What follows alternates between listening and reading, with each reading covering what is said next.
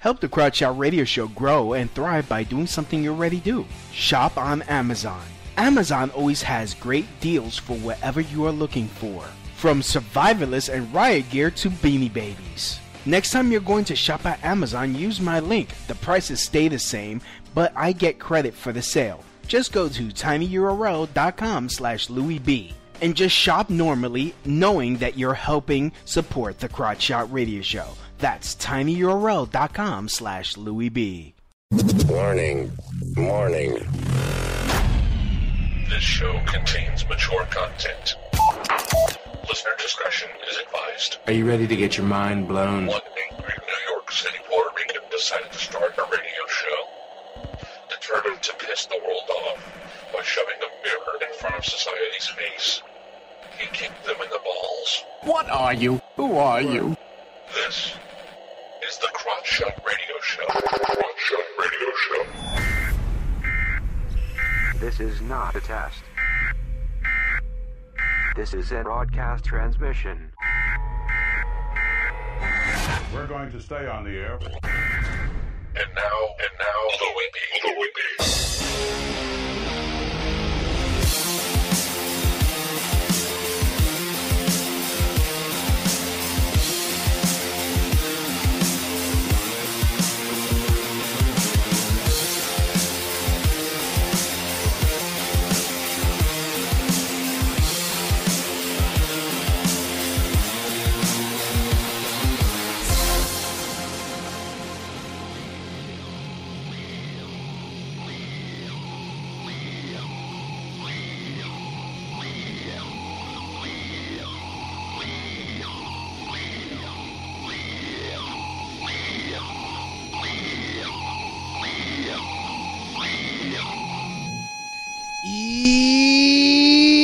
Welcome to the Crowd Shot Radio Show, where we kick the issues in the balls. We're on an active war against bullshit.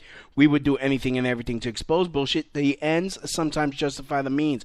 So if you're angry and want the truth exposed, then strap in and prepare to be shocked. This is Smash Mouth Talk. If you can't accept that, then F off. I'm your host, Louis B. I takes no crap from nobody. I actually expose the nonsense of society and chop it up into easy to digest chunks for you. Today won't be any different. Today I am honored to have our future New York governor, Mr. Larry Sharpe. Sir, how you doing? I'm doing well. What's going on? I'm actually very excited to have you on. Okay. I've heard a lot of good things from about you. They're all true. Yes. That's it. If it's good, they're all true. Exactly. I actually had Alex Merced on this show a few months back, and he's running for comptroller of New York City. He is actually in Brooklyn as we speak, campaigning. And I hope he wins. Mm-hmm. I've to steal a term from the Donald. I truly believe that we need to drain the swamp here in New York. Oh my God, it's so hard. It is so hard. So, I mean, how's about we just jump right to it? Man, I can't talk today. It's okay. I'm intimidating. I get it. Yes, you are. First of all, living in New York City, one of the biggest problems here living in New York City is, of course, the public transportation system. And, as governor, you're going to have a say. What I'm going to do as governor is I'm going to do what all governors always do, which is I'm just going to blame the mayor. Easy day. I'm kidding, obviously. No, but that's what the governor always does, right? The thing that gets people so upset is, and don't get me wrong, the transportation issue is a big issue. But what people get most upset is that nothing ever gets done. Right. And the answer is never how do we actually repair it or make it better. The answer is who's going to put the next big chunk of money into it. Exactly. And the reason why this bothers me most is the way the rhetoric is actually put out there. And that is, is Cuomo going to pay for it, or is de Blasio going to pay for it? And literally some of the unions have said, why won't de Blasio pay his fair share? Wow, do I hate that, because it goes back to the idea that the money is theirs. No one seems to get this is taxpayer money. The money isn't Cuomo's to give or de Blasio's to give. The money is New Yorkers. We already gave. It's us. Yeah. That's the problem, and that's why I can't stand the rhetoric. But the worst part of this, not just the rhetoric, the part that I have to go one step further is they don't even have the idea that there's another possible option. It's just who will put more money into an already broken and terrible system. Mm-hmm. No one's even saying, maybe it's the wrong system. No one's saying, maybe there's another answer. It's just, let's put more money into the same system. I mean, it's like saying, you know what? The problem with these horses is that these horses just don't go fast enough. Let's just keep putting money into horseshoes. No one's even saying, maybe we should make a car or a bike. No one's even saying that, and that's my problem. Yeah, I mean, I have a friend. He's a conductor, and the way he explained it to me, well, first it sounds like the MTA is run similar to how the Federal Reserve is ran. Like how it's all like. God, I hope not. how it's like random elected people are appointed mostly from people out of New York City. And well, that part I actually don't care about before. I mean, because if it were a private company, the same thing would happen. So I'm not that concerned about that aspect. What I'm concerned about is it is basically a government monopoly. Now, monopolies, if you ask someone and say, hey, are monopolies good? The average person says, no, monopolies are terrible. We should break them up. It's antitrust, blah, blah, blah. But what about when it's a government monopoly? Oh, no, that's not. That's utility. That's not a government monopoly. Yeah, they're exactly the same thing. And the problem with the MTA is I don't want to put any extra money into the MTA at all. Mm-hmm. What I actually want to do is I want to turn the government away from this idea of who decides how much more money goes in that sinkhole and instead decide, you know what we should do? Let's try to figure out what is the next step. Is the next step a Google road? Is the next step high-speed rail? Is the next step that funky Elon Musk thing that he did in California, that plan of that special rail or something? Yeah. Is it I don't know what it is. I don't have to know what it is. What I have to do is say we need to open up another option for the people of New York to get in and out of New York City easier. What's the next option? What's the next thing? I say those Jamaican gypsy cabs. I say it doesn't matter. I'm okay with that. Look, I'm a kid, right? When I was a kid in the Bronx, when I grew up in the 70s, gypsy cabs were everywhere. Yeah. That was the thing then, right? Mm-hmm. The gypsy cabs were everywhere. It was ways that people could just make money, on their own with their own vehicle. And that's now what Uber is. And in fact, I don't know if you know this, in the next couple coming years, driverless cars are coming to New York City. Oh, no. Yes, already happening. And I'm totally okay with that, except, of course, de Blasio is trying to fight it because de Blasio does that. So, of course, he's trying to fight it. He didn't want Uber either. But this is not a bad thing at all. Well, because I mean, there are several things we want to deal with. The first thing when it comes to transportation, the MTA has to have some other option. And if that happens, you should copy the idea, and people think this is crazy, but you copy the concept of the post office. We thought the post office was a monopoly because obviously it's in the Constitution and we have to have a postal service. I got it. No worries. Okay, so if that's the case, no worries. We still allowed it to exist, but we also added on top of it FedEx and UPS. When you added those two, what happened to the post office? Well, it got better at certain things. The post office is a relatively good bulk mailer. It does that pretty well. That's its skill set. It's actually better at that than FedEx and UPS. Not just that, it's very good at going to places that FedEx won't go to. You want to send a package to Barrow, Alaska, FedEx is not going there. So what does FedEx do? It literally pays the post office to go there. So FedEx is now a customer of the U.S. Postal Service. This has worked. Why can't we do the same thing for the MTA? Let some private company come in and have another way of getting in and out of the city, whatever that is. We as the government will facilitate that. Facilitate it to happen so we don't have to use eminent domain. I don't want to eminent domain this state anymore that it's already been done. I don't want to follow the Trump model. So if we all of a sudden do that, now all of a sudden what happens? The MTA does one of two things. It goes under or it specializes. Both are the right answer. I'm okay either way. On top of that, we got to change these bridges. The bridges are insane. It's like $13 to cross some of these bridges.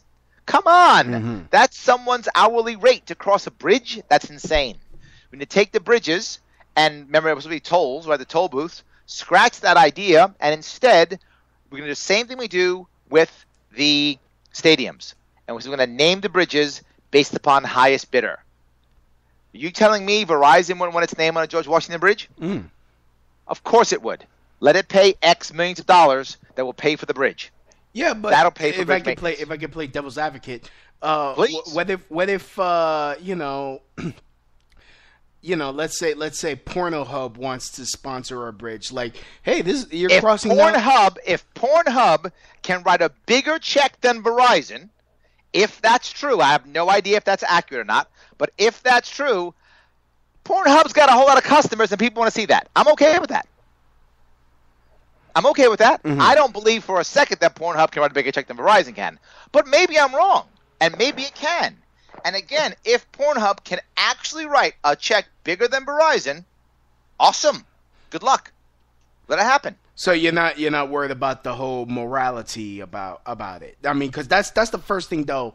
That's one of the first arguments. Like the left will look. If we have to, I'm not sure the left would do it. The right would do that. Not the left. The right would be upset about Pornhub. The left wouldn't be. But look, if there is a morality issue, look, would I bend on that issue? Of course I would. Look, the world's not perfect, and I can't get the perfect solution. So if they're going to say there has to be a morality clause and who signs up for it, I wouldn't like it. But if that's the only way I could get that passed, I would do it. Okay. To tell you the truth, I would. I wouldn't let that be the reason why. I wouldn't let that be the reason to allow people to drive across a bridge, that they don't want to drive across because it costs them $13, $14. I'm not prepared to sacrifice that. Right. So, I mean, going back to the MTA, the way it was also explained to me was whatever profits, because they if I remember, this is 2012 figures, they brought in like $9 million when compared to all the fares and the tolls they collected. It could be a little bit more. I could be mistaken. I'm going off my memory. The state confiscates all that money and only gives the MTA back a portion. This is why we shouldn't even be concerned about it. This is the whole point. Why does the state run the MTA? And if the state runs the MTA, then the state runs the MTA. This idea of mixing and matching who owns these things, I would never let this happen in a private company. So why would it happen anyplace else? Right? The concept's the same. If you're going to say that the MTA is owned 50% by the state and 50% by the city, that's not the case. But if we were to create that, then great. Then 50% of the liability is held by the state, 50% is held by the city, 50% of profit goes to the state, 50% of profit goes to the city. Done. If we're going to have it owned by New Jersey and New York, which happens with some of the issues, right? Yeah. Some of the transit issues are owned by both. Then you make the percentage like any business. That's all. You don't get to just take the money. It doesn't work that way. But again, while that may or may not be true, if you provide another option for the people, and all of a sudden I have a choice of taking whatever, the Google road in, or the subway, or the path, or the insert thing, and I start taking the Google road, guess what? If the state confiscates that money to put it someplace else, the MTA goes under. What happens when you can't pay the MTA salaries? Yeah. You get voted out of office. Right? Immediately. I mean, I'm surprised. I mean, especially after this summer, that with all the problems we've had with the subway, I don't see how. There's no consequence, my friend. It doesn't matter how bad the subway is. What are you gonna do? Nothing. There is no repercussions. But what if? This is my point I keep bringing up. I know I'm hammering it home, but I want to make sure it lands here. What if I had a choice? I got to tell you this. There's a couple of things. I think it's called Via right here in New York City. I use Via. Bingo. So you know Via. Yes. People are using Via and spending $5 instead of paying $2.75 because the hell with the subway. Yeah. Could you imagine if we had Google roads and or driverless cars with Via where it was only $4 or $3? They wouldn't use the subway anymore. The subway would have no choice. It would have to do something. I know when Via gave me a discount and it was like only $2.95 for me to get from here to the Upper West Side, I was taking that. Yes, and that exactly proves my point. If you give another option, here's what winds up happening: the MTA has to keep raising its rates because it can't afford because people aren't taking it, right? It keeps raising its rates. So before you know, it's gonna be $5. But before you know, it's gonna be $5 to take a train ride. No one's going to do it. They would rather get in a cab or in a Via. Yeah. They're going to go out of business. It's simply not going to function.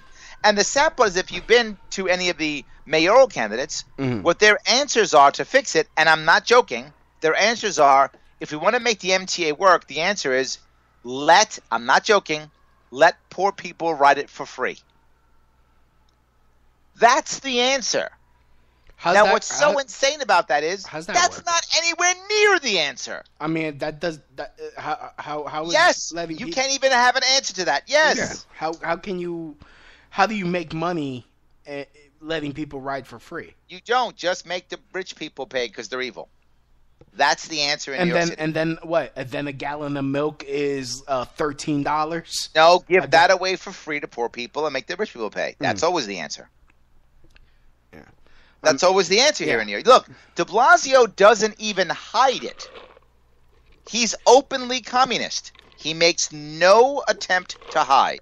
He literally says, to pay for the MTA, we're going to tax the top 22,000 New Yorkers. He said that.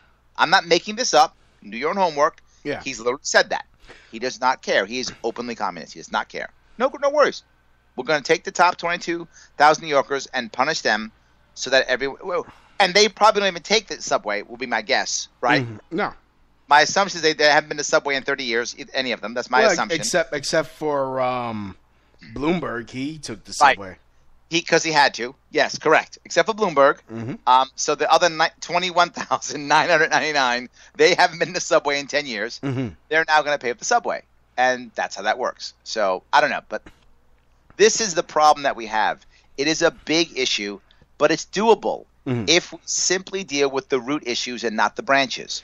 I don't care about the branches. If we give the New York State, and in this case New Jersey and Connecticut too because they're nearby, if we give them another option besides the MTA will fix itself. It will renegotiate with unions. It will have to. It should have done it years ago. It will have no option. Otherwise, there'll be no MTA. Yeah. That's what will happen. They're not going to let that happen. They'll renegotiate. If me as the governor or someone else as the mayor tried to renegotiate with unions, that is going to fail. Never going to work. But if there is some other option and it will literally be gone or negotiate, they'll negotiate. Would you let them keep their profits though? Why wouldn't I? If they're going to become a separate organization, of course. Yeah. I'd want them in the best case scenario. Here's my best case scenario. Look, the post office again is the right answer. The post office isn't, well, in theory. The post office in theory funds itself. In reality, it does get help from the government, but it's not supposed to. In theory, the post office is supposed to just fund itself. It raises money. It raises the price of a stamp so that it can pay for itself, right? And when it sends a letter from Manhattan to Brooklyn, it makes a lot of money. When it sends a letter to Alaska, it takes a bath. But it sends a whole lot more letters to Brooklyn, and it makes a lot of money. That's what's supposed to happen. If you have the MTA work that way, the MTA shouldn't be taxpayer funded at all. Right. I mean, because they take money out. They take money out of my check. It should just be getting its money from people who see value in paying for a subway ride, and then they pay for it, and then the company makes enough money. So of course it should, but the system has to change. But the system cannot change again until we have another option, because once the other option is there, that option will sue to make the MTA fair. This way the governor doesn't have to do it. As a governor or as a mayor, there's no way I'm going to win that fight. I can't. I'm not going to win it. But will another option being available force the consumer to win that fight? Yes. Will another option available allow that option to win in court to win that fight? Yes. The second option to the MTA solves all the other problems and is a way that that battle can be won. There's no way a mayor is going to beat that union, and neither is a governor. So it's up to the people, pretty much. It's up to a second option. The government has to facilitate that second option. The governor has to take that notion to the people and show them, look, this makes sense for you, so that they will go yes and they will support it. If the people don't support it, then it will fail. If the people support the idea of a second option, it will work, and the MTA will have to get better. No question. I mean, it just like you've mentioned before, we have Juno, we have Lyft, and the examples are already there. The data is already there. Mm-hmm. The post office is the best example that's been around for years. How long's FedEx been around? Is it 30, 40 years? How long's it been? I don't even know anymore. Long time. Yeah. But however long FedEx and UPS have been around, that's how long it's worked. And so far, I don't know, people seem to like this UPS FedEx thing. Yeah, I mean, you can choose. You also have DHL, and also, I mean, in New York City, if you don't have to like ship across the country or you have to ship across the city, you have couriers. Yep. There's Laser Ship. Absolutely. Yeah. I mean, look, I'm a big fan of options. Email made the post office become better because you didn't have to send letters anymore. Email. Another option is the answer. I mean, so do you believe that there's, when it comes to public transportation, you think there's too much regulation?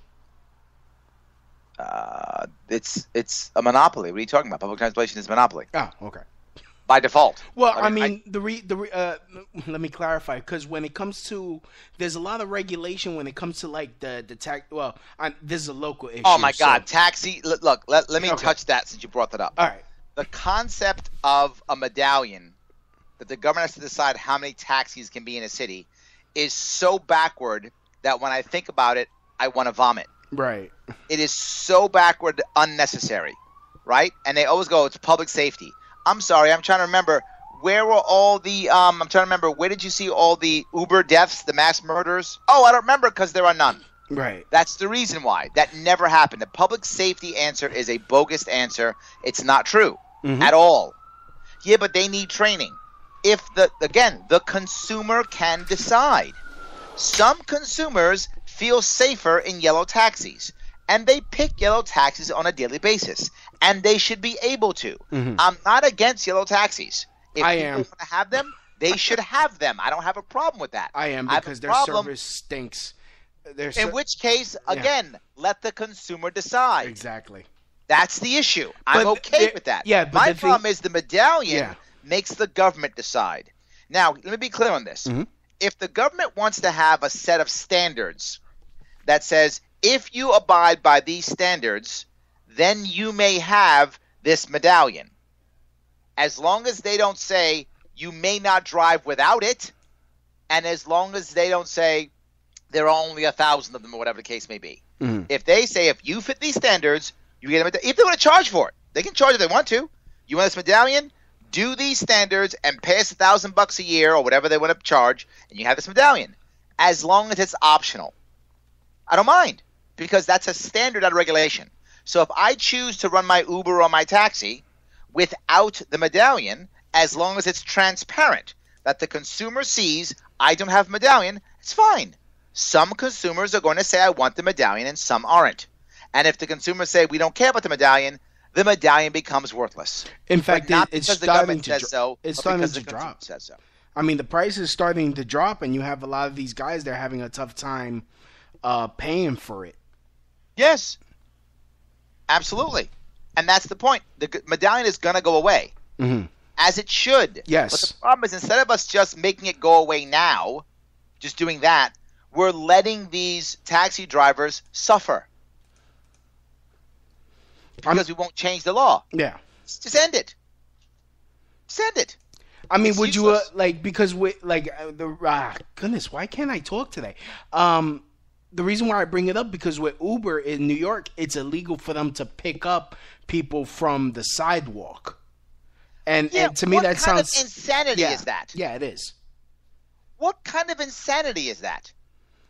And I keep whenever I take an Uber or a Lyft or a Via, I keep saying, yo, as soon as this government just stops with the crap and allows you guys to pick people up from the sidewalk, these yellow cabs will be out of business. Yeah. And a lot of these, and honestly, these yellow cabs, they drive very recklessly. Whenever I'm riding my bike in the bike lane, I've been cut off by these yellow cabs. Because they're hungry. Yeah. Because they're hungry. You get crazy when your stomach's not full. You get crazy when you want to go home to your family and you can't give them a nice check. Yeah, right. I get it. They're hungry. I have an idea. Mm-hmm. Just create a rule. Look, I don't have any problem with government regulating if they're regulating only for one thing, and that is to stop fraud. If they're regulating to stop fraud, mm-hmm. I'm okay with that. Meaning saying, if you are a taxi, you must have a big sign that says taxi on your roof or something. That's it. Mm-hmm. So that people know you're a taxi and not just some creep who wants to pick people up. Mm-hmm. Right? So I could put a big taxi sign on my roof if I want to, if it's my car, mm-hmm. but I have to put a taxi roof. No problem. And if I want a special medallion that says I'm an official New York State taxi, New York City taxi, then I follow the rules that they tell me and I get a medallion if I want that. I don't have to, though. As long as I'm transparent and I have a taxi symbol on my car, we're fine. So I don't have a problem with the government having that type of regulation that is there for transparency and to stop fraud. No worries. To protect the consumer, to stop fraud, fine. To have transparency. But to decide you need to have X, Y, and Z, this is the oddest part. Mm-hmm. If you said, hey, Larry, I'm going to be at 3rd and Lex at 3 o'clock. Can you give me a ride? Mm-hmm. Yeah, I drive over, hop in, right? And then I give you a ride. No problem, right? Is anything against the law? No, it's all good. I have the same chance of killing you as anybody else. But that's okay. But the second I say, yeah, but you got to pay me $5, now it's illegal. Doesn't make any sense. I mean, so basically I would be committing a crime or aiding you committing a crime, but like saying, here, Larry, here's $10 for gas. I'm not sure if he said for gas. I don't know. I don't know the details of that. But in theory, yes. Mm-hmm. Because if you're paying for the gas, that may not be a crime. If you're paying for the service, it's clearly a crime.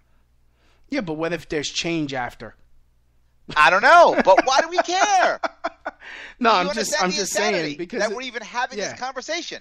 Yeah, I mean, this should not be a conversation. It just seems like New York City is just full of useless laws. And this is why I've said more than once, if we really want to do something that will help us tremendously, it's a simple but radical fix. Mm-hmm. But it's simple, and that is every single law passed has a 6-year sunset. What does that mean? That means at the end of 6 years, if the law is not re-voted on, and every law must be re-voted on its own, not a slate of laws, not a panel of laws, one law at a time must be voted on. If it is not renewed, it is by default null and void. 6 years, every law, no matter what, no exception. Okay. You do that, and all these stupid laws will go away. Look, I can't. Right, there are still laws in the books that say things like, I'm making this up, but there were a couple of things like that, you can beat your wife if it's on a Sunday out in public and stuff like that, right? Those laws still exist, right? There was some law, I think, was against interracial marriage in some state, was recently, removed like in 2010 or something like that. These laws are still in the books. Why? Mm-hmm. They should be gone. If the law is that important, clearly they'll renew it.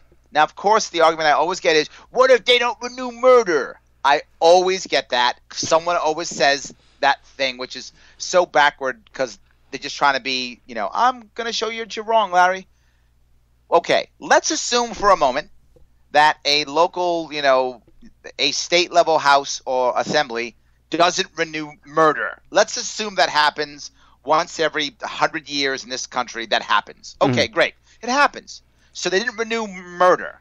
And on that day, someone commits murder. Got it. that one individual will have to be tried as manslaughter or assault or something like that. The person doesn't get off because there's no murder law.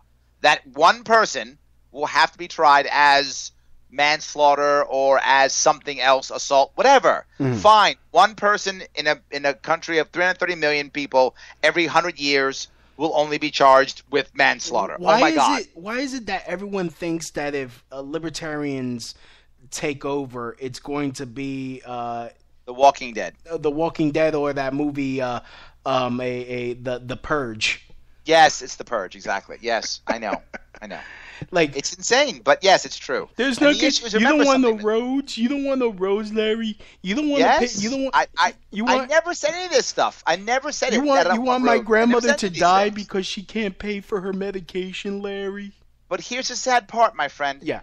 Grandmom is dying now, and that's the issue. Yeah. She's dying now because if you're over, if I remember the stat, if you're over 70, 50-50, you are on 5 or more meds. Think about that. Right. So already we're all drugged up. She's already poor. She already can't afford her meds. She's already struggling. That's happening now. But if you actually decided to come up with an actual answer, not just more laws, but an actual answer, we might actually have a long-term answer that would help a lot more people. The advantage of a libertarian society is we can innovate. The advantage of a libertarian society is we can actually grow and create long-term cultural changes and norms. The problem is once you have only government in your world as big brother, you don't know anything else. Right. The concept is without government, then there's nothing, which is absolutely not true. But that's how people feel, which is why I get afraid when, as libertarian, people often say, Larry, don't you want to abolish this and abolish that? And I often say no. I want to phase things out. I want to facilitate other answers. And the reason is when you start removing things too quickly, people get afraid. And when people become afraid, they make bad decisions. This is simply human nature. When people are afraid, they make bad decisions. And more importantly, they ask for a strong man to come in and save them. Yeah, I mean, it's very rare that the government actually just takes our rights away. Almost always, we eagerly vote them away. We give them away because we're afraid. I'm afraid of the terrorists. Take my privacy. I'm afraid of the crime. Take away my privacy. I'm afraid of this. Take away my rights. Take away this. Someone got shot. Take away my Second Amendment. Someone got unhappy. Take away the First Amendment. Someone might die. Take away the Fourth Amendment. Take it away. And they all begin to go away because of fear. In fact, that makes a lot of sense because when Trump was elected, everyone was so worried about losing their entitlements. Yes, absolutely. Yeah, I mean, what would be? Because I mean that would be the first thing they'll say about you. I mean, well, not any like libertarian like my. He's gonna take away my food stamps, my Section 8. I mean, like my father, he lived in upstate New York for a while, and there is a ton of entitlements. In fact, there's a program where people are given money to buy drugs so that way they don't rob people. Yes, I mean there are many places in upstate New York where 1/3 of the population is on Medicaid and 1/3 is on Medicare. We got 1/3 of the population trying to support that. Oh my God. But I go one step further here. New York City's budget is about $85 billion, give or take. Wow. Right? There's about 8.5 million New Yorkers. New York City, right? That's the same size as Florida. Florida has 20 million. New York State's budget, total New York State, is about $150 billion. It's about twice as much as Florida, and Florida has more people. We are so bloated. It is insane. We have so many people. This is the problem that we have. It's difficult to tell a community, vote for someone who wants smaller government, when a big chunk of that community is being held afloat by government subsidies or handouts. Yeah. And those who have jobs, half of them are working for the government. They're working for the prison system, the school system, the law enforcement. They're working for the MTA. They're working for the government.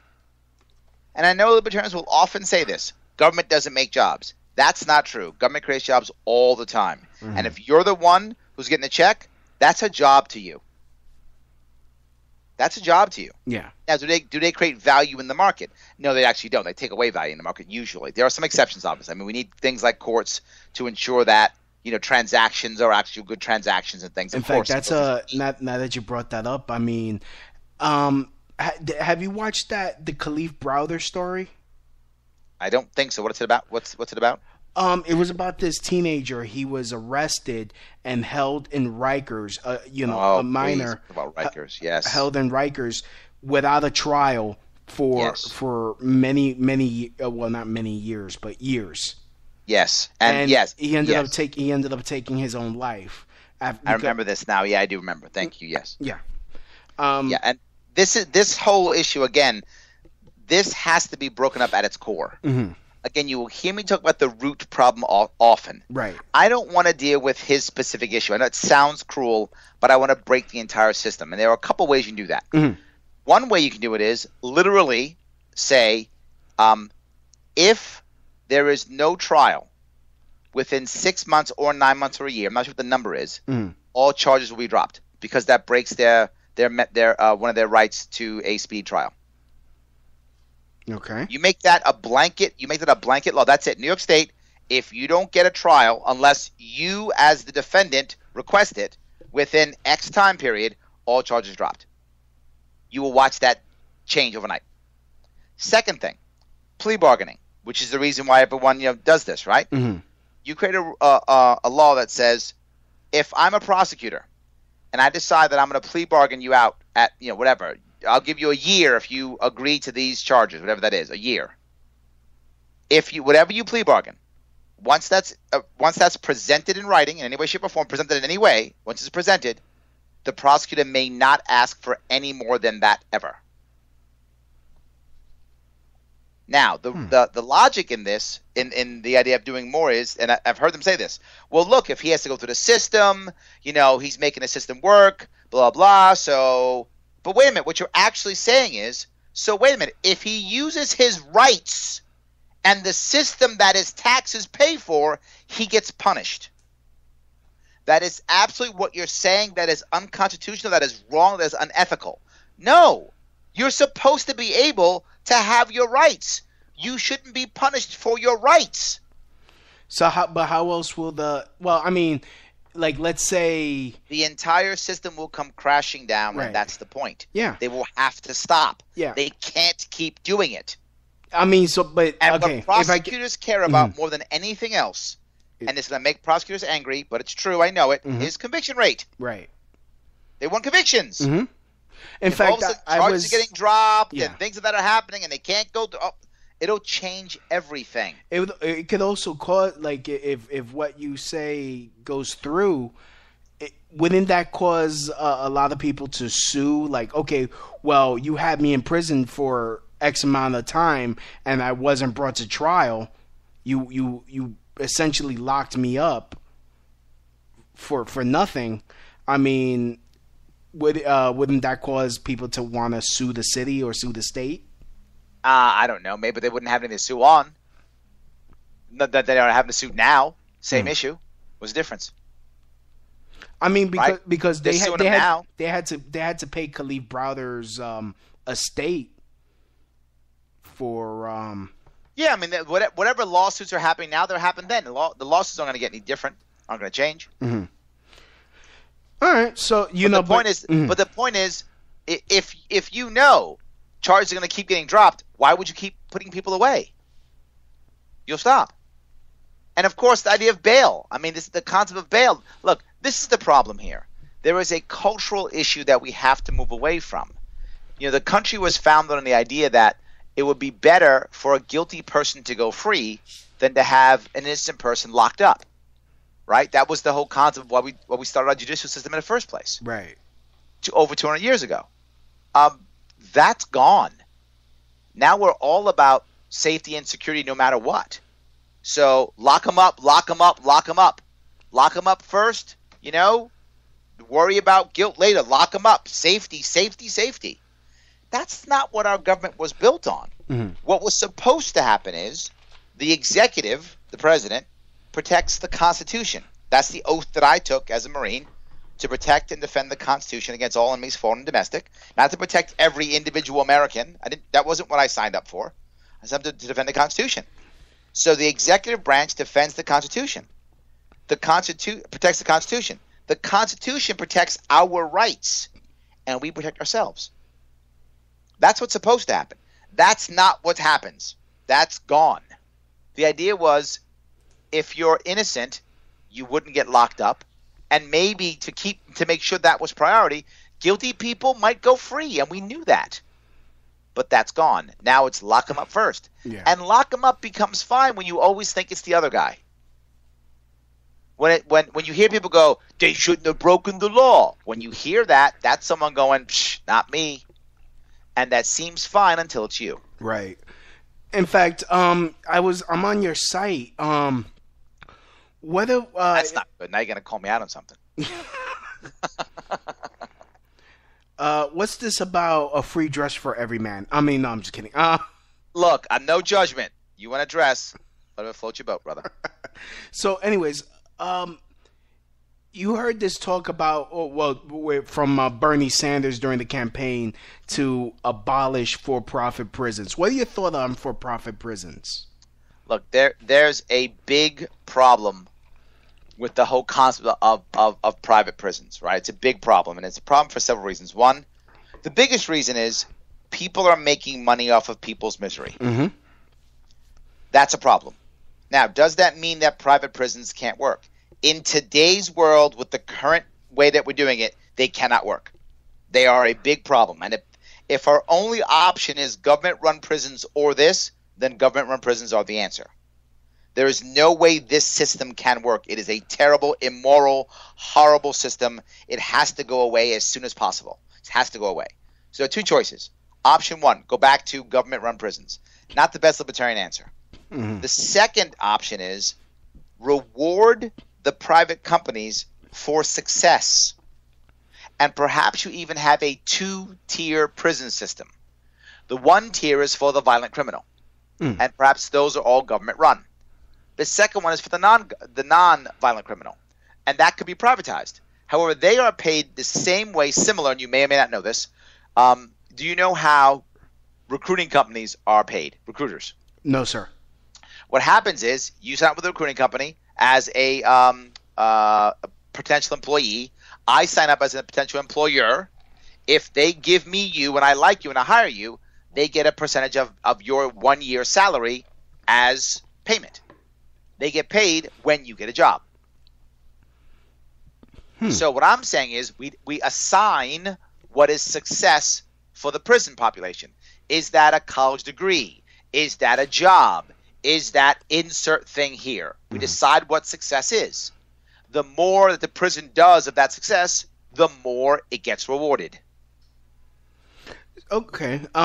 So the idea would be the violent criminals go in maybe in the government side, but the nonviolent go into this prison system. Mm-hmm. So this prison system is all about what it should be about, which is payback, which we've forgotten. We are only about punishment. We're not about rehabilitation or about giving back, right? If I'm on drugs or whatever I'm on, or I make a mistake, whatever the case may be, and I go into your home and I rob your home and I take $3,000 worth of stuff, I steal that from you, and what is justice? Well, what we see as justice is the cops get me and put me in jail. And I do, 3 years in jail. Well, what about your stuff? You don't get that back. Not just that, who's paying for me in jail? You are. Your taxes are paying for me in jail. Right. So you got robbed twice. Not just that. There's more. Now your premiums go up for your insurance. You got robbed 3 times. How does that work? How about instead, since I didn't beat anybody up, there was no violence, I just took that stuff because I wanted to buy my drugs, so I did it, $3,000. How about instead, when I get arrested, I go into the other prison system, which teaches me how to do something, whether that's get a job, get a degree. Again, we decide whatever success is, we decide on that.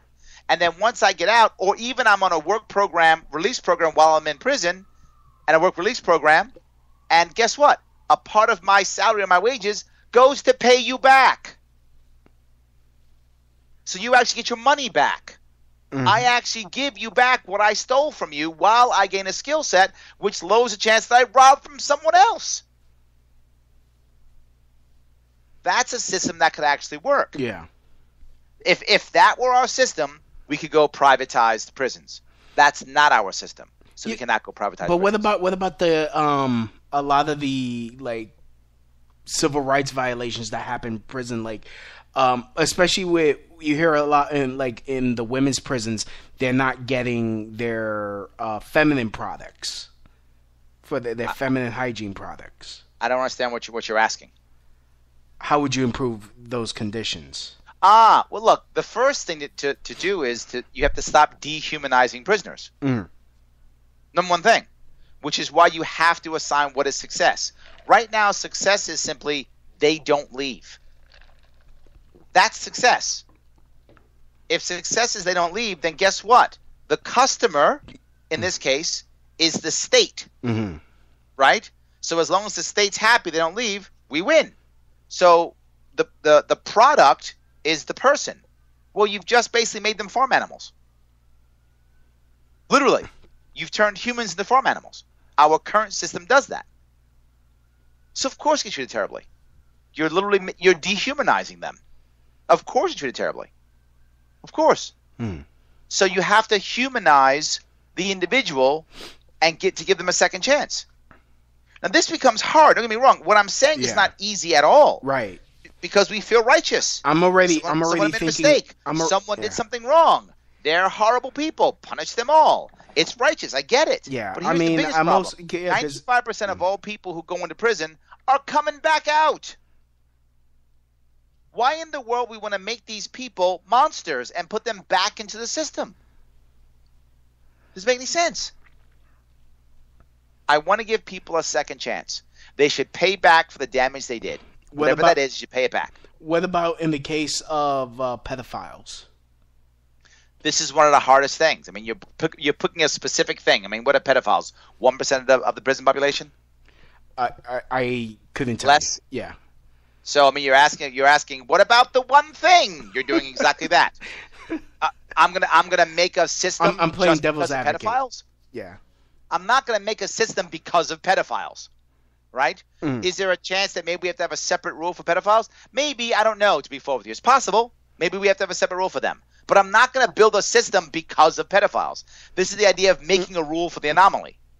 Right? Right. Like, no, and this is the example I bring in my business world. You know, as a, what I do daily is I deal with, businesses. So you have a situation where we have a conference room. In the conference room, so there's been 3 years in the conference room, no one spilled anything. People bring food or coffee in, no one spills anything. Then one guy spills coffee. And what happens next? New rule, no food in the conference room whatsoever. Yeah, that's exactly the wrong answer. One guy spills coffee every 3 years. Clean up the coffee and keep going. Because now when you make the rule, no coffee, it feels good because I've done something about this. But now one of two things happens. One, no one uses the conference room anymore. Well, then why do you have it? Now you've just wasted the conference room now. Or two, it's a rule you can't enforce. So guess what? People bring stuff in anyway. Or worse, people who are senior do it because the HR person can't fire the senior people because they're his boss. So now only the cronies get it and the juniors don't. These types of rules fail all the time in business, and they fail in government too. It's a bad idea. I don't want to make a rule for an anomaly. If I need to treat pedophiles differently, I'll treat them differently then. But I'm not going to set up a system because of less than 1% of the population. It's silly. It's kind of like how after the Vegas shooting, they want to ban bump stocks. I'm like, I never even knew what a bump stock was until they were talking about banning it. The issue with this that drives me crazy is the answer in their heads is, we want to make sure when these shootings happen, less people die. That's insane. I want less shootings. I want the root. Let's say we actually were able to ban all guns. Let's say that actually happened. Well, we know what happens. It's already happened in Europe. What are they using? Knives and trucks and 18-wheelers. In fact, especially... It's not going to stop people from doing this. It's not going to stop people from getting guns either because, I mean, look at the technology. I'm saying if magically we could. Nope. Even if we could, it doesn't stop it. I don't want this is where I'm going. I'm talking about 3D printing as well, ghost guns. Absolutely. I would rather have the guns all be legal, at least now we can track them. At least that is something. But my point being, I don't want just to say I want less people to die when these things happen. Mm-hmm. I want them to happen less. If you're going to pass a law that is going to take away people's rights, if that's your goal, if you don't care about rights, we're going to take away rights, then instead don't take away the Second Amendment, take away the First. What I mean by that? Make it a law where you cannot announce the press, no one can announce the person's name in public. Do that. They cannot show the person's face in public. Pass that law. If you're going to take away rights, do that. That'll actually stop the attacks. How so? Because these are public suicides. These massive attacks are public suicides. And they're doing it because it's public. If you can't announce the person's name or face, they get no publicity. They'll stop. ISIS can't take responsibility for it. They'll stop. These things work because they're public. The press feeds it. So, look, to be clear, I wasn't saying we should do that. I'm saying if you actually want to stop it and you want to take away people's rights, at least do it right at least. Stopping people from having bump stocks, whatever the case may be, is not going to stop these attacks. It's just another way of infringing on rights and being ineffective on top of it. On top of it. Doesn't make any sense to me. It's nothing but a bad idea. Well, I mean, gun laws in New York, I mean, are ridiculous anyways because, in fact, I read somewhere that they have to have a law enforcement from outside, like outer law enforcement agencies need to have like a defense fund when they're going through New York City, and if they're stopped by police and they're caught with their guns, their service weapons, they get arrested. Yeah, it's insane. I mean, okay, so I'm a cop in Jersey. I can't drive through New York with my service weapon to Connecticut because I might be arrested. That is correct. And it's insane. Yeah. I don't understand why we consistently simply pass dumb laws. This is my idea again of 6 years and it goes away. That's the answer. Here, look, I cannot and no one can stop either selfish or ignorant or stupid legislators from passing bad laws. That's always going to happen because they want to have a reason to say why they ran, what they did, and laws are a great way of saying, see, please vote for me again. So they're going to do it. But in reality, half of these guys haven't read the law. They don't even care about the law. They just care that it has a cool name that they can put on their bumper sticker when they're running again. If the law goes away in 6 years, they actually never cared about it in the first place. They wouldn't even re-vote on it. They would just let it go. They already got reelected. They don't care. So half of these laws would go away in 6 years anyway. And that's what I want. I want these laws to go away. Because if they're so valuable, guess what?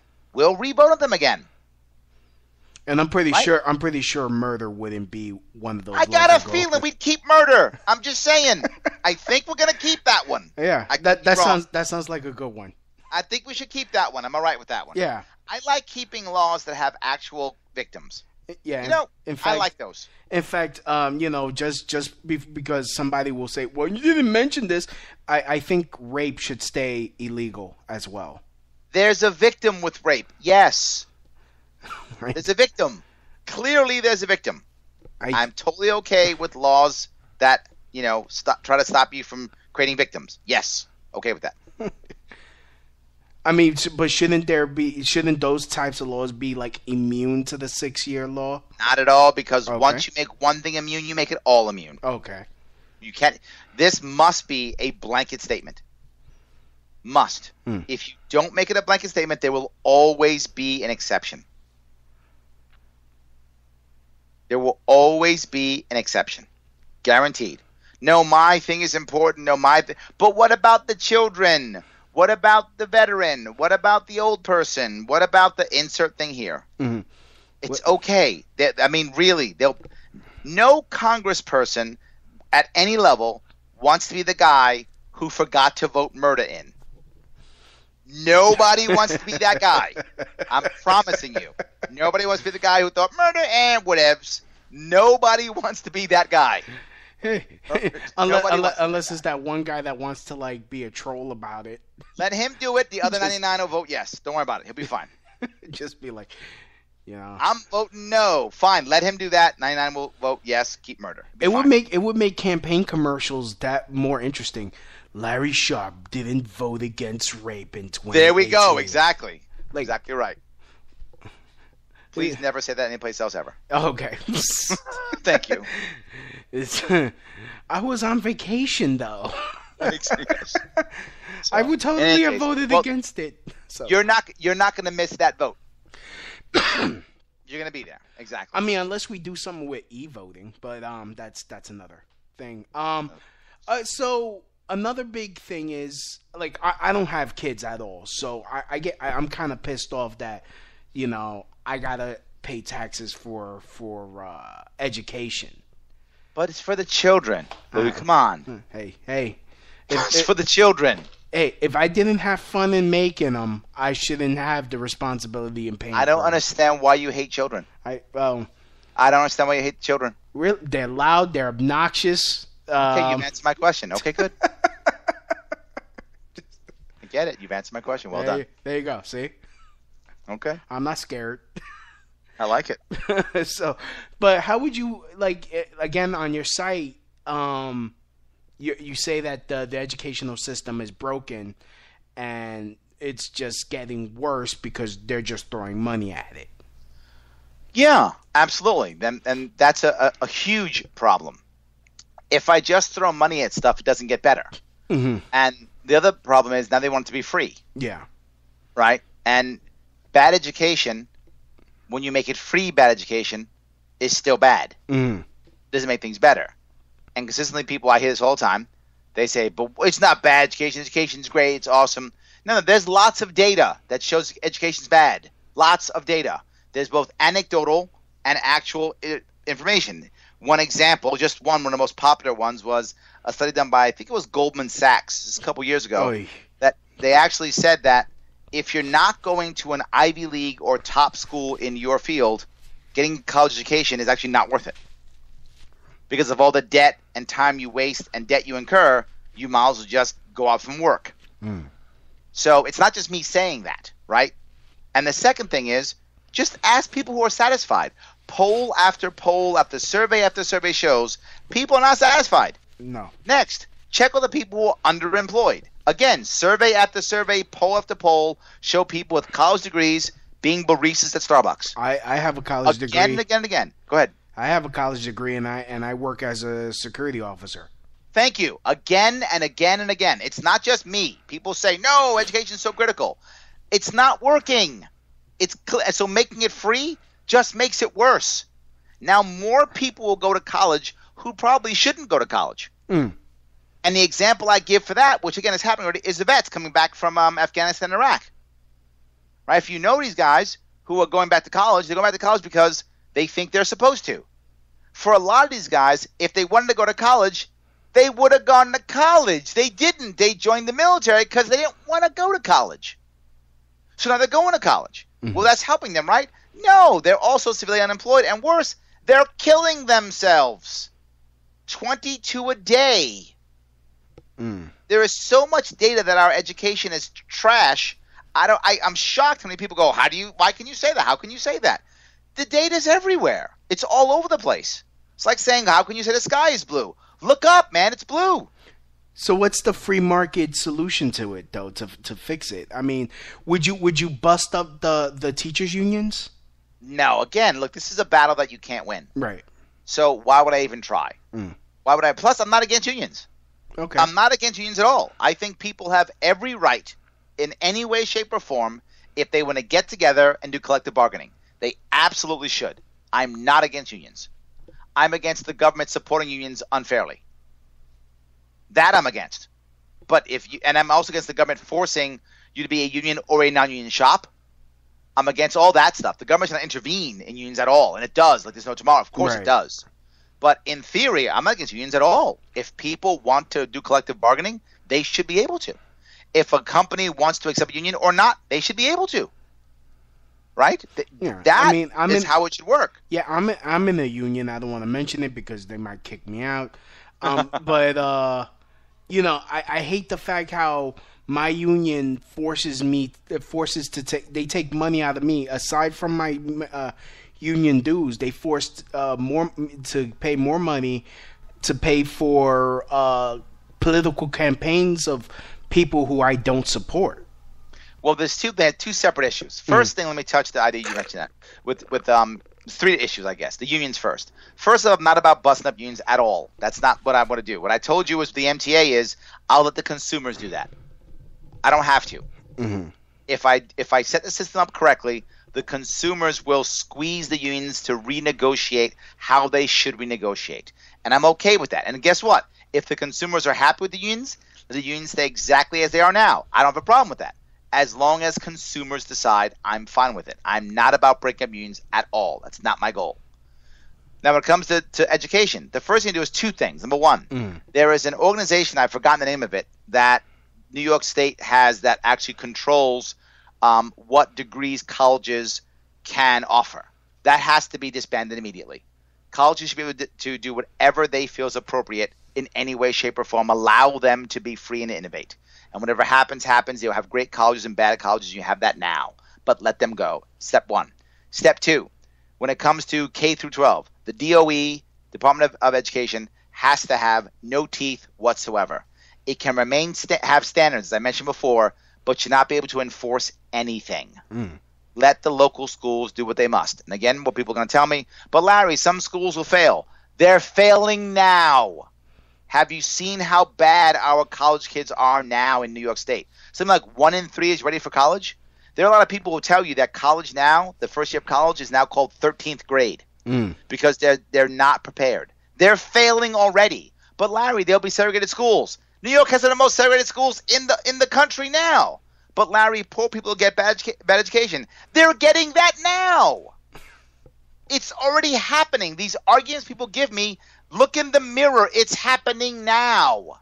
I'm trying to give us some actual opportunity to make things better. Next thing I would do is I would allow public schools, if they choose to not enforce, and if they choose to, having to have teachers that have all the credentials. Up to them. Mm-hmm. Certain schools that are doing well will say, we like our credentials, we're keeping them. Awesome. Keep them, please. Some schools say, you know what? We're dying here. It's killing us. We don't want to do it. We're going to hire teachers who don't have credentials. Okay. Good luck. See if it works. I'm not joking. Because just because some bureaucrat in Albany says this is the way things should be taught doesn't mean they should. Doesn't mean it works for every kid. Mm-hmm. Clearly, kids are being left behind and failing. It's happening now. Maybe some local school community is going to figure out there's a better way. But with the current system, they cannot. So that's how to deal with that piece. Other piece you mentioned, if I can get the third piece you mentioned. You mentioned schools, unions, and what was the last thing you mentioned? Oh my goodness. I'm trying to cover all your questions. Schools, unions, and All right. Well, anyway, I've forgotten. Yeah. If it comes up again, I'm happy to cover any question you have. You're right. The issues I want to bring up here are what would be the free market solution to fix it? Yes, and that's what I was mentioning. The free market solution is let things go. Allow schools to do what they want to do, and allow private schools to do what they want to do also. Encourage homeschooling, encourage private schools. And I know people are going to say, I hear it all the time, but then, Larry, they'll have religious schools that'll teach, creationism and not, science. So? That's happening now. There are 2 creation museums in America. 2! Not 1, 2. Someone's teaching creationism already. It's already happening. This concept that this is not going to happen, it's already happening. At least give the people the opportunity to get educated in the way they want to make themselves happy. Mm-hmm. If someone wants to believe in creationism, let them. Am I the science police now? I mean, I don't want to be the science police. I mean, maybe as long as you're not teaching, Sieg Heil 101, I mean, I guess it's fine. Look, if you want to teach Sieg Heil 101, this is insulting, actually. Yeah. The idea to think that because someone is in a rural community or in a southern community, that they're all of a sudden going to teach Sieg Heil or they're going to teach Nazism is insulting to people in the rural areas. It's insulting. There are just as many Nazis in the cities than there are out in the rural areas, right? And let's say it's true. Let's say that actually happens. Some small town decides to teach Nazism 101. Let's say it's true. That actually happens. Okay. Okay, guess what? There are Nazis now. We just saw them march in Charlottesville. They already exist. Someone's teaching it already, right? It doesn't exist. Someone's teaching it already. But if we actually allow them to teach it in that school and don't get in the way, what's going to happen? Are you telling me that everyone in that community is going to go, you know what? This Nazi stuff makes sense. Let me shove all my kids over there to make that happen. No. We're going to shine the light on this. And they're going to look at it and go, my God, what have we done to allow this to happen? And people are going to move in there and try to make things better. That's what's happening now. I do this with whether it's Nazis or racists, whatever the case may be. Mm-hmm. You want to get rid of racism? Let people be racist. I'm not joking. But what about Marxists? Let them be Marxists. Okay. Look, and be very clear about this. Okay. In a libertarian world, there can be voluntary socialism. In other words, the Amish, which is voluntary socialism, can survive in a libertarian world, of course. Mm-hmm. If you choose to give up your rights to someone else and give your money to someone else, your choice, as long as you can leave. I don't mind. You want to set up a small Marxist community? You want to set up a kibbutz like you do in Israel? You want to buy some land and invite people to come on and give you all their money and you tell them what to do? If they decide that's okay, good luck. I don't mind that. The issue is, are you going to do it with government force? No. Are you going to force others to do it? No.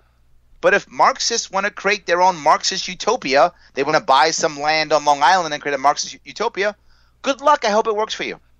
Good luck. As long as it's voluntary, go on with your bad self. I don't mind. Why should I stop them? The only hope is people will look and go, wow, it doesn't work. Wow, it doesn't work. And they'll walk away. But there's something else to remember here. And libertarians, we fail at this. We push freedom so much. There are some people who don't want to be free. And that's okay too, as long as they don't force us to not be free. I don't mind if you don't want to be free. Good for you. Look, the Amish community exists for a reason. Some people want it. And they should be free to not be free. And it seems to work for them. I mean, a lot of their children are healthier than Absolutely. regular children. And guess what they do is when you're a teenager, they allow you to leave. They tell you to leave. I forgot what it's called. You do a year outside of the community so that you can come back because you want to come back, or you can leave. That is voluntary socialism, and I'm okay with that 100%. Let them do it. Let them do that. No problem. A Rumspringa. Thank you. Yes. They go off into the Rumspringa. Good. Let them go. It. Right? Let them go, and they'll do what they want to do. I'm not here to decide that I know what's right for everybody. I don't. The goal of the libertarian movement should never be, and it's going to sound crazy, but you'll get where I'm going with this. It should never be freedom and liberty. That isn't the goal. The goal is happiness. The pursuit of happiness. It's what America is about. It's what the libertarian movement should be about. Pursuit of happiness. How do we get there? Through freedom and liberty. Freedom and liberty is a means to an end. It isn't the end itself. And some people will find that road in different ways. And for some people, happiness is being controlled. But if they choose to be controlled, good for them. Good for them. No worries. I'm not here to tell you, Louis, how you have to be happy. No. I'm here to say, don't tell me how to be happy, and I won't tell you how to be happy. Yeah, and and it's funny that you mentioned that because, like, a lot of, like, especially from the left, it's like, you'll like, people like me, it's like, okay, if you're happy being transgender, gay, whatever, live, God bless. But it seems like that same amount of tolerance is not being returned. I don't know what that means. Well, okay, let's say like with me, I'm like, I don't mind, I'm not one of those people that will go out and beat up someone because of their sexuality. I hope that's true. Thank you. Yes. Yeah. Good. I mean, it's none of my business. But like, let's say and I asked Alex this question because I was kind of afraid that I wasn't being libertarian enough. Well, you're in the Libertarian Party, so of course you're not. No one's libertarian enough. Oh. No, everyone's not a good enough libertarian. It's how it works. Oh. I'm totally teasing you. Hey, I'm just taking it at face value because hey, you're a bigger expert than me. That's good. I was like, no, because I criticize certain.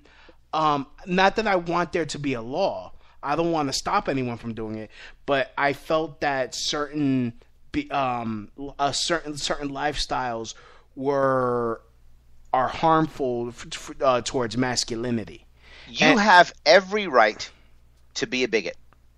You have every right to be a jerk. Yeah. You have every right to be a xenophobe.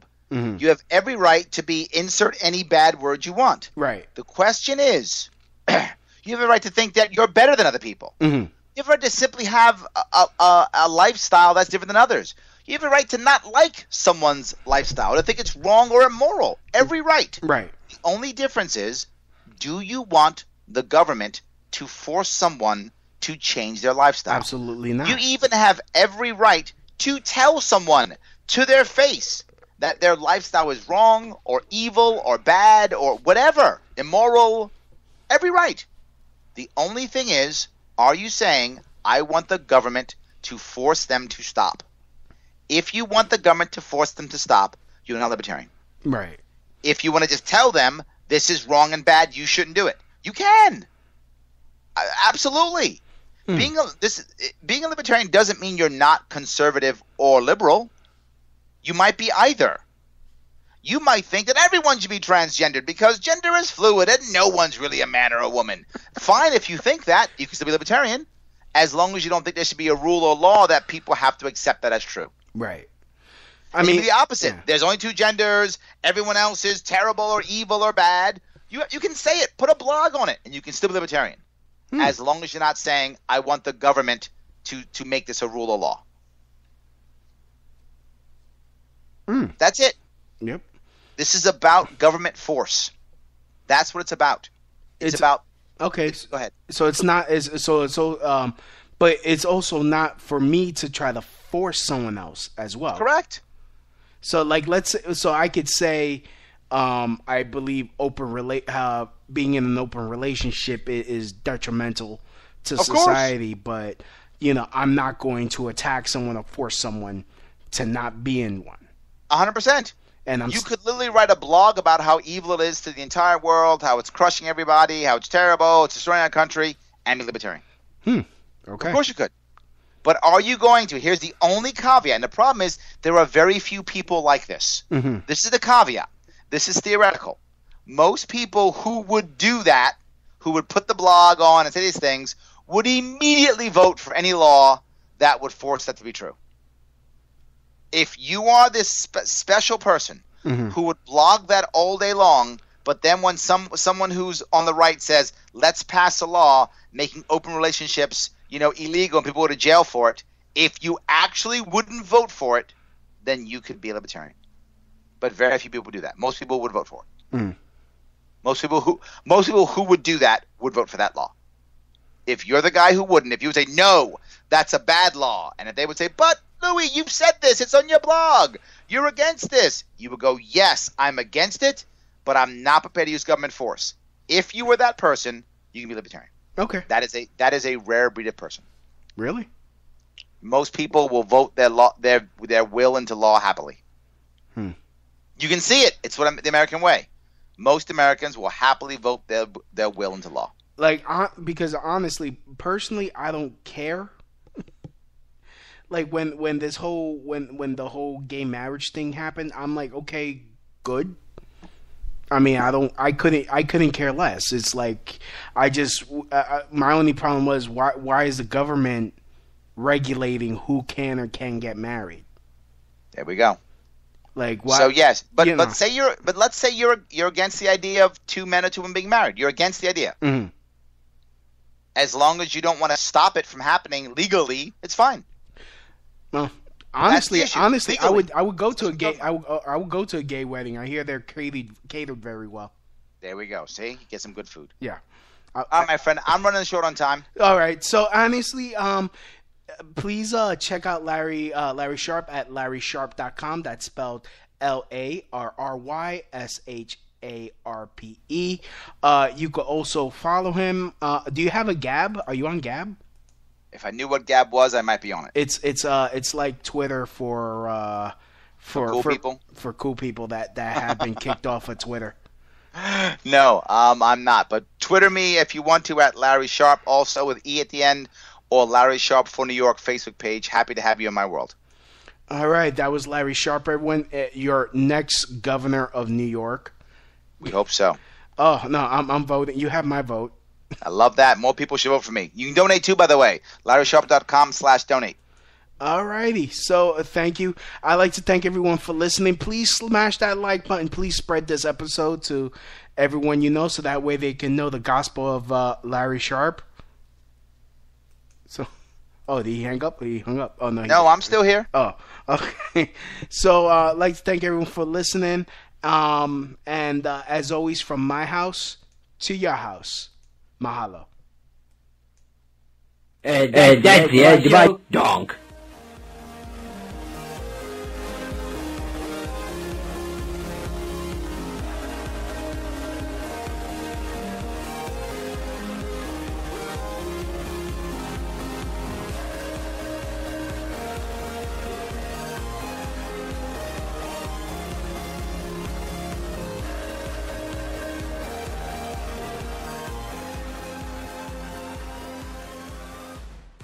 Help the Crowd Shout Radio Show grow and thrive by doing something you already do. Shop on Amazon.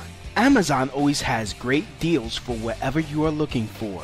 From survivalists and riot gear to beanie babies. Next time you're going to shop at Amazon, use my link. The prices stay the same, but I get credit for the sale. Just go to tinyurl.com/LouisB and just shop normally, knowing that you're helping support the Crowd Shout Radio Show.